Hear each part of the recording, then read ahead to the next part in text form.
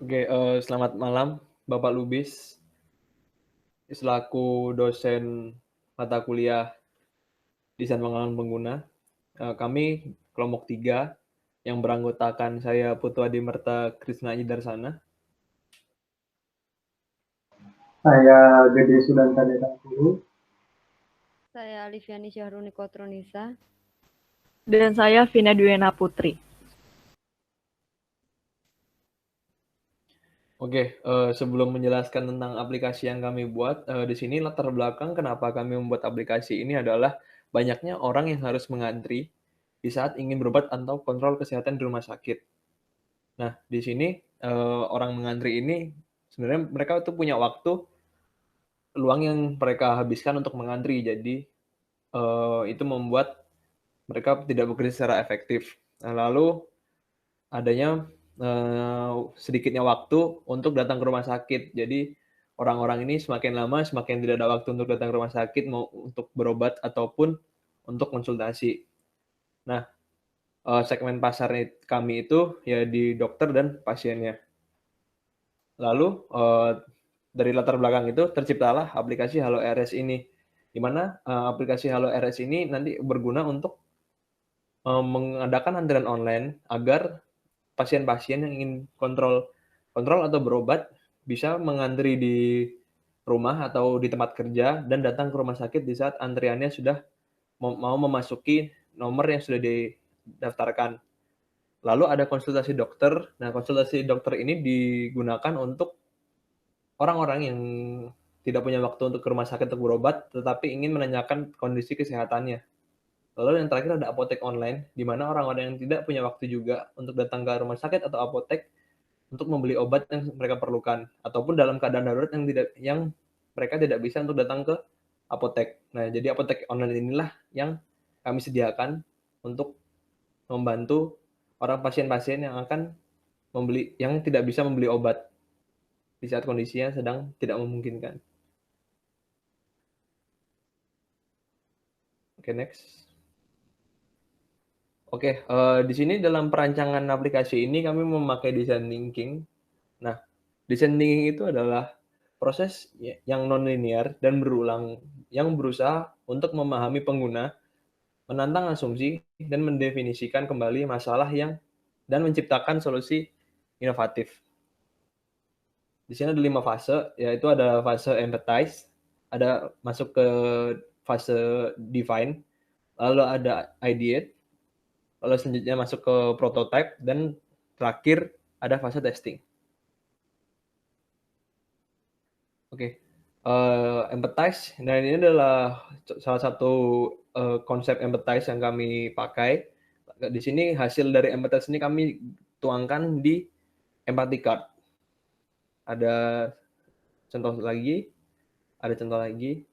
Nah, setelah kami melakukan empathize, jadi kami mendapatkan sebuah kesimpulan seperti yang akan kami tuliskan seperti ini. Kami itu melihat keadaan lingkungan sekitar kami, terutama di saat kondisi pandemi seperti ini. Dan kami di sini merasakan banyak orang yang takut untuk pergi ke rumah sakit untuk mencek kondisi kesehatan atau menggunakan layanan rumah sakit yang ada seperti konsultasi, mengantri, ataupun membeli obat. Nah, di sini kami memutuskan untuk mencari tahu kesulitan yang dialami oleh calon user dengan berempati, di mana kami ingin user-user ini bercerita apa sih keluhan-keluhan mereka, apa yang mereka bingungkan gitu di saat kondisi pandemi ini jika ingin pergi ke rumah sakit. Nah, akhirnya kami melakukan wawancara dan mengamati kepada 11 pengguna layanan rumah sakit dan ada seorang dokter. Kami mengamati terhadap apa yang mereka dengar, apa yang mereka rasakan, apa yang mereka lihat, dan apa yang mereka lakukan saat menggunakan layanan rumah sakit. Next. Nah, baik, selanjutnya masuk ke fase define.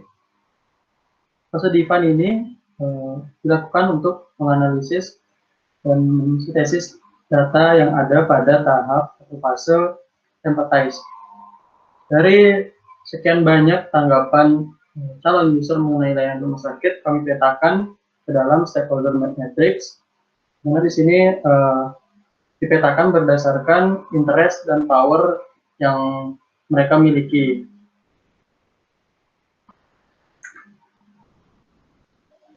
Selanjutnya, kami membuat user persona. Kemudian user persona ini dibuat dari rangkuman atau kesimpulan beberapa calon user yang telah kami wawancara tadi. Kami membuat satu persona, yaitu pengguna layanan rumah sakit. Di sini terdapat personality dari pengguna tersebut, alasan dari user menggunakan produk yang akan nanti kamu buat, dan interest, skill, serta tantangan yang mereka punya.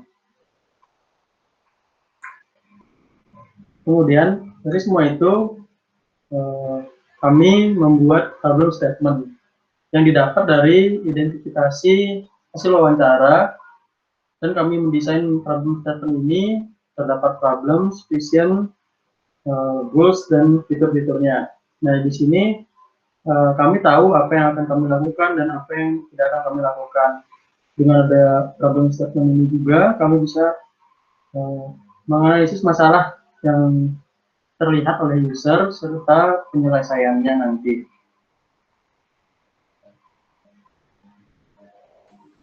Ya, berikutnya kita ada di fase idea, bagaimana pada fase ini menjelaskan mengenai bagaimana kita menganalisis permasalahannya dan juga mencari solusi atau alternatif ide untuk menyelesaikan suatu masalah yang ada. Yang dapat kita lihat bahwa berikut adalah tampilan suatu storyboard yang di dalamnya terdapat interaksi pengguna mengenai produk aplikasi, serta untuk memprediksi dan juga mengeksplorasi pengalaman pengguna dengan suatu produk secara visual. Yang dapat kita lihat berikut adalah contoh dari storyboard. Nah, di sini ada pengguna yang sedang sakit, namun dia tidak bisa pergi ke rumah sakit. Oleh karena itu, ia menggunakan aplikasi Halo Rumah Sakit untuk konsultasi dokter dan juga melakukan pemesanan obat. Oke, next. Selanjutnya ada project milestone, di mana pada proses ini kita mencari suatu ide untuk menentukan target serta penyelesaian, yaitu berupa solusi. Next. Nah, di sini selanjutnya ada convergence benefit, yaitu suatu tools yang berfokus pada pemahaman mengenai kebutuhan serta kemampuan yang diberikan aplikasi kepada pengguna. Lalu di sini ada 7 faktor, dapat kita lihat ada useful, usable, findable, credible, desirable, accessible, dan juga valuable. Lalu selanjutnya next ada matrix, dapat kita lihat di sini ada matrix, the SC solver matrix, yaitu sebuah bagan yang digunakan untuk membantu kita untuk mengelola bagaimana pekerjaan yang harus kita lakukan terlebih dahulu. Kalau misalnya kita lihat ada terdapat 4 kuadran. Jadi di sini kita dapat melihat suatu pemetaan bagaimana kita untuk memutuskan suatu pilihan dengan melihat apakah pilihan tersebut penting atau tidak penting, mendadak atau tidak mendadak. Di sini ada 4 kuadran, yaitu ada do it, decide, delegate, dan juga delete. Lalu ada hipotesis, prioritization. Ini untuk memprioritaskan pengujian pengukuran dan mana yang tidak perlu dilakukan tes ataupun tidak dibuat terhadap semua hipotesis yang ada berdasarkan tingkat risiko dan value-nya. Lalu yang terakhir adalah UX Canvas. Berikut adalah alat yang membantu kita dalam melakukan suatu pemecahan masalah bisnis dengan hipotesis dan eksperimennya. Padahal UX Canvas ini memungkinkan kita untuk fokus pada masalah bisnis, serta hasil bisnis, persona pengguna, dan manfaatnya, serta mengubah asumsi menjadi hipotesis, serta memandu kita untuk merancang penelitian untuk menguji hipotesis secara keseluruhan. Oke, next. Untuk selanjutnya yaitu ada fase keempat design thinking, yaitu prototype. Prototipe merupakan menyampaikan bagaimana ide dari solusi permasalahan yang ada dalam bentuk prototipe aplikasi. Tujuan utama prototipe adalah untuk memvalidasi dan mempercepat eksekusi akhir dengan memperhatikan kesesuaian objek sasaran. Dalam hal ini, pengguna atau user. Prototipe juga dapat dilakukan dengan cara mengeksplorasi masalah, ide, dan peluang dalam area fokus tertentu. Prototipe dibagi menjadi dua macam, yaitu ada low fidelity dan high fidelity. Nah, pada slide ini yang ditampilkan adalah tipe dari low fidelity yang merupakan desain dengan tingkat presisi yang masih rendah. Tingkat presisi ini bisa dilihat dari segi warna, ukuran teks, dan tombol. Low fidelity sendiri sering disebut sebagai wireframe karena tingkat presisinya yang masih rendah dan memang bertujuan untuk menentukan tata letak. Nah, pada slide ini kami membuat sketsa prototipe low fidelity berdasarkan hasil dari ide yang sudah dibuat sebelumnya. Sketsa ini merupakan gambaran kasar bagaimana bentuk atau tampilan dari aplikasi HaloRS. Next. Tipe yang kedua yaitu ada high fidelity. High fidelity merupakan desain dengan tingkat presisi yang sudah tinggi, yang sudah memiliki warna, ukuran, jarak, dan bentuk elemen yang sudah dibuat dengan tingkat presisi dan akurasi yang detail. Seperti pada gambar di sini sudah dijelaskan, digambarkan prototipe dengan high fidelity, dan ini merupakan tampilan sign up pada aplikasi HaloRS. Next. Kemudian ini merupakan tampilan login. Ada pula tampilan home pada aplikasi HaloRS. Di sini merupakan tampilan informasi dokter untuk melakukan konsultasi pada aplikasi HaloRS. Kemudian ini merupakan gambaran dan tampilan mengenai chat konsultasi dokter pada aplikasi HaloRS. Ini merupakan tampilan antrian online. Kemudian ini merupakan desain dari tampilan apotek online sampai pada langkah pembayaran pada aplikasi HaloRS. Kemudian ini ada prototipe desain dari tampilan tracking pembelian obat di apotek online. Dan yang terakhir merupakan tampilan profil dan riwayat transaksi pada aplikasi HaloRS. Kemudian fase yang terakhir dalam design thinking yaitu testing, dilakukan untuk melakukan uji coba pada pengguna atau user. Nah, di fase testing ini kami menggunakan feedback capture grid yang telah dibuat kepada user terkait. Di sini kami melakukan analisis terhadap masukan yang sudah diberikan dengan membuat feedback capture grid untuk mengumpulkan berdasarkan kategori dan sesi pengujian atau testing. Pada feedback capture grid ini dibagi menjadi 4 kuadran, yaitu ada likes, wishes, question, dan ideas. Kemudian setelah itu, di sini kami membuat ranking atau priority setelah kita melakukan perankingan terhadap masukan yang sudah diberikan sebelumnya. Kemudian di sini kami akan memberikan demo terkait jalannya aplikasi HaloRS.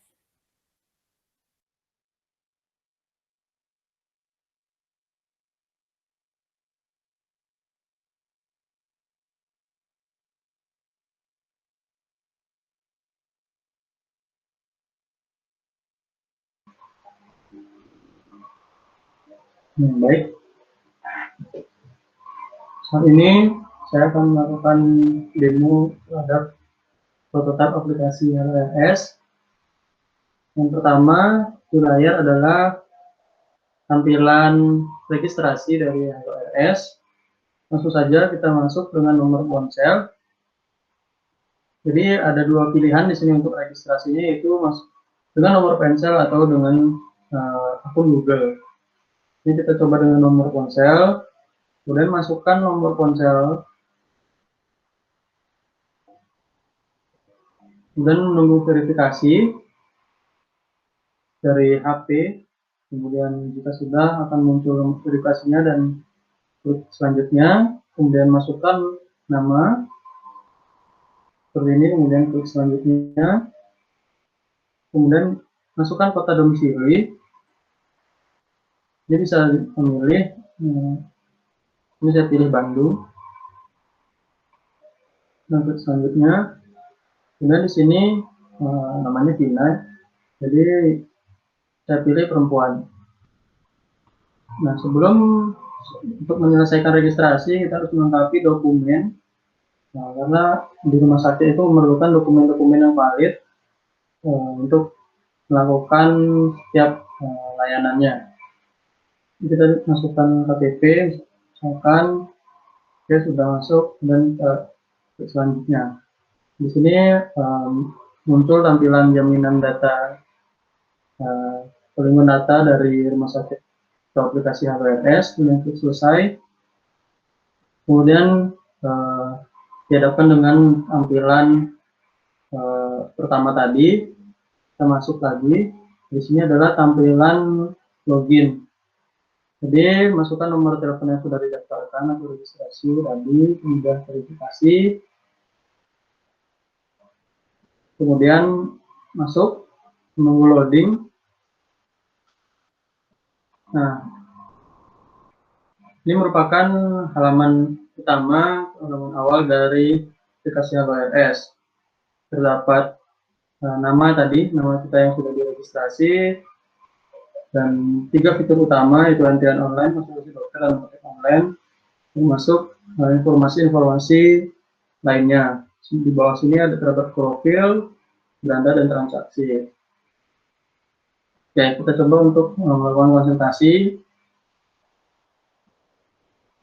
Nah, misal di konsultasi ini kita akan berobat ke poligigi. Kita klik poligigi, kemudian kita lihat di sini bahwa dokter yang aktif adalah Dr. Alifiani dengan indikator berwarna hijau. Kita coba lihat info dokternya. Setelah diklik, sini ada ulasan, nomor, riwayat pendidikan dari dokternya, dan ada indikator online. Di sini kita lihat ulasannya. Nah, di sini dapat ulasannya itu baik rata-rata. Kemudian di sini ada biaya konsultasi. Jadi kita untuk melakukan konsultasi itu harus melakukan pembayaran sesuai dengan biaya yang tertera. Sini kita bisa klik chat sekarang. Nah, sebelum masuk ke halaman chat, kita harus membayar lebih dahulu. Ini ada 2 metode pembayaran, pulsa atau GoPay, dan juga pilihan lain yaitu kartu kredit. Di sini kita menggunakan pulsa ponsel saja, dan kita klik bayar dan konfirmasi. Di sini anggapannya pembayarannya sudah berhasil. Masuk ke halaman chat dengan dokter, kita bisa menulis pesan, kita bisa mengirimkan pesan. Jika dirasa sudah cukup, kita bisa klik akhiri. Maka akan muncul feedback yang harus diisi untuk layanan dokter tersebut. Kita klik puas dan catatannya di sini, kemudian kirim. Oke, jika sudah, kembali, kita bisa melihat riwayat konsultasi atau transaksi sudah kita buat. Nah, tadi kan karena sudah berkonsultasi dengan dokter poligigi, sini sudah tercatat riwayatnya. Kemudian kita coba untuk mengambil antrian online di poligigi. Ini kita mengambil antrian di Dr. Alifiani. Ini antriannya sudah sesuai. Jika sudah sesuai waktunya, kita akan dipersilakan masuk. Maka kita akan masuk ke ruangan. Kita boleh masuk ke ruangan. Oke, selanjutnya kita coba membeli sesuatu di apotek online. Kita apotek online, kemudian kita misalkan beli produk susu. Nah, sini kita beli produk susu Ultramen. Bertambah, dan di sini ada estimasi harga, kemudian masukkan ke dalam keranjang, klik keranjang. Nah, di sini dapat total harganya, kemudian klik selanjutnya, dan masuk ke pembayaran. Jadi di sini metode pembayarannya yaitu tunai atau bayar di tempat. Kemudian pesan sekarang, menunggu pesanannya sampai hingga terkirim. Nah, anggapannya sudah terkirim. Nah, sini kita coba mengecek riwayat pembelian atau transaksi yang sudah kita buat di hari ini. Nah, sudah ada 2 riwayat, yaitu konsultasi dan membeli produk. Dan kita lihat profil. Ini profil dari Tina. Terlihat seperti ini. Oke. Sudah, kita bisa keluar dari aplikasi dengan mengklik tombol logout di pojok kanan atas. Baik, sekian demo prototipe aplikasi Halo RS.